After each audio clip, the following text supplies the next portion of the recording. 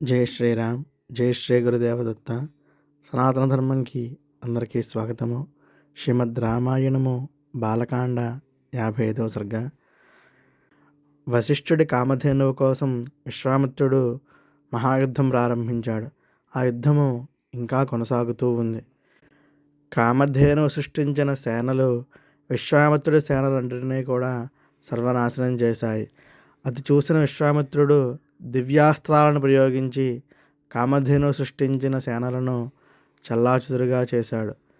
అంతటితో రామాయణము 54వ సర్గ పూర్తయింది. ఇప్పుడు శ్రీమద్ రామాయణము బాలకాండలోని 55వ సర్గ.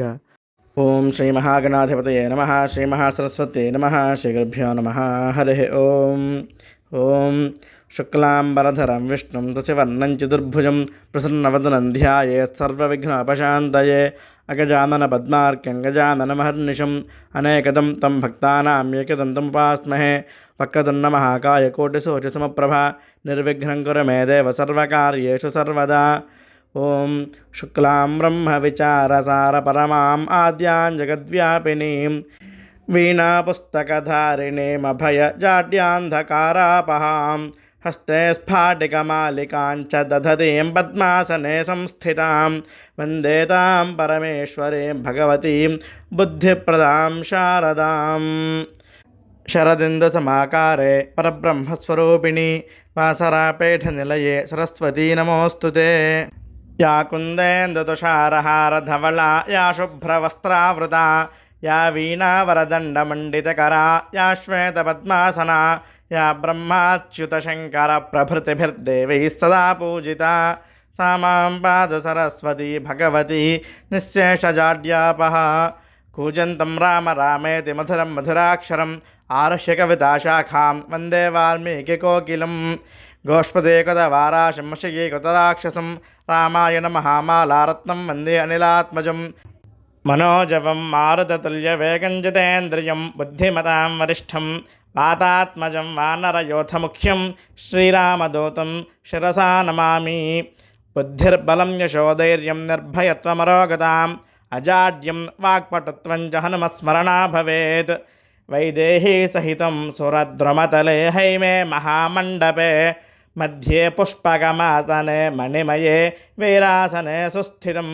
అగ్రే వాచయతి ప్రభంజనసుతే తత్వం మునిభ్యః పరం వ్యాఖ్యాతం భరతాదిభిః పరివృతం రామం భజే శ్యామలం.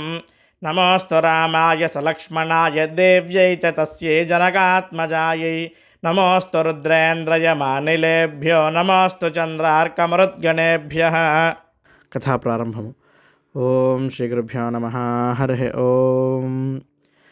కామధేనువు సృష్టించిన సేనలో విశ్వామిత్రుడి పరాక్రమానికి చెల్లాచెదురు కావడం చూసి వశిష్ఠుడు మరలా, ఓ కామధేనువా, ఇంకా అధిక సేనను సృష్టించమని ఆదేశించాడు.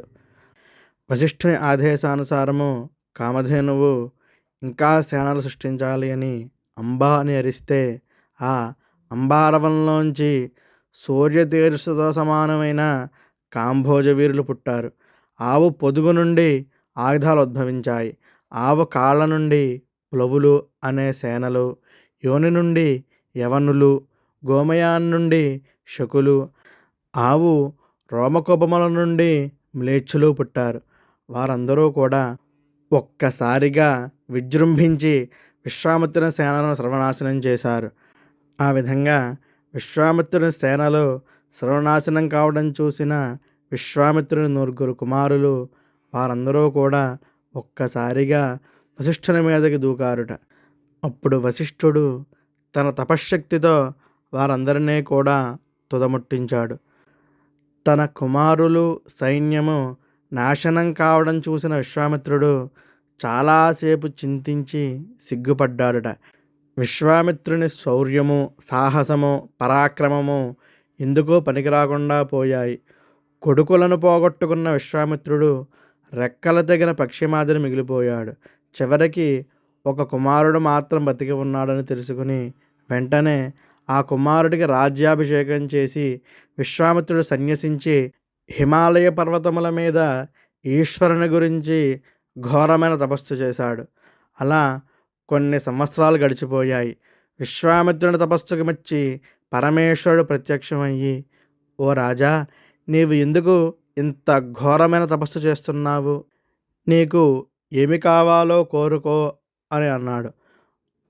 అప్పుడు విశ్వామిత్రుడు, ఓ మహాదేవా, తమరు నా యందు దయ ఉంచి ధనుర్వేదమును అందులోని రహస్యాలను సాంగోపాంగముగా ఉపదేశించండి.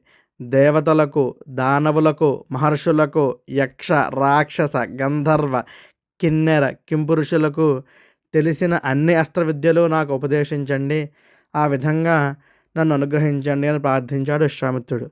విశ్వామిత్రుని కోరికకు నవ్వి, నీవు కోరిన విద్యలు అన్నీ నీకు ప్రసాదించాను అని వరం ఇచ్చాడు మహేశ్వరుడు. మహేశ్వరుడు అంతర్ధానమయ్యాడు. తరువాత విశ్వామిత్రుడు అజేయుడయ్యాడు. వెంటనే వశిష్ఠుని ఆశ్రమానికి వెళ్ళాడు. వెళ్ళి వశిష్ఠుని ఆశ్రమాన్ని సర్వనాశనం చేశాడు. అహంకారంతో అట్టహాసం చేశాడు. ఆశ్రమంలోని మునులందరూ కూడా తలొక దిక్కుగా పారిపోయారు. పక్షులు, జంతువులు కొన్ని చనిపోగా మరికొన్ని పారిపోయి ప్రాణాలు దక్కించుకున్నాయి. అలా వెళ్ళిపోతున్న మునులతో వశిష్ఠుడు, భయపడకండి, నేను విశ్వామిత్రుడిని ఎదురిస్తాను, మిమ్మల్ని రక్షిస్తాను అని అన్నాడుట. కానీ ఎవరో కూడా ఆయన మాట వినలేదు. అందరూ కూడా పారిపోయారు. వశిష్ఠుని ఆశ్రమం అంతా కూడా శ్మశానము మాదిరిగా మారిపోయింది. విశ్వామిత్రుడు చేసిన మారణకాండ చూసి వశిష్ఠుడు అతనితో, విశ్వామిత్ర, నేను ఎంతో కాలంగా పెంచి పోషించిన జీవజాలమును వృద్ధి చేసిన ఆశ్రమాన్ని క్షణకాలంలో నాశనం చేశావు. నీకు భవిష్యత్తు లేదు. నిన్ను సర్వనాశనం చేస్తాను అని తన దండాన్ని చేతిలోకి తీసుకుని విశ్వామిత్రుడు ఎదురుగా నిలబడ్డాడు వశిష్ఠుడు. ఇలా ఇంతటితో శ్రీమద్ రామాయణము బాలకాండ 55వ సర్గ సంపూర్ణము. హరి ఓం తత్సతు. అసలు ఈ దండము ఏమిటి అనేవన్నీ కూడా తర్వాత సర్గల్లో మనం తెలుసుకుందాము.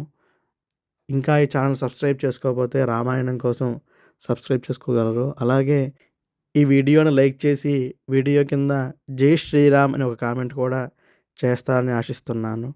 ఈ వీడియోని మీ బంధుమిత్రులతో కూడా పంచుకోగలరు. హరి ఓం తత్సతు.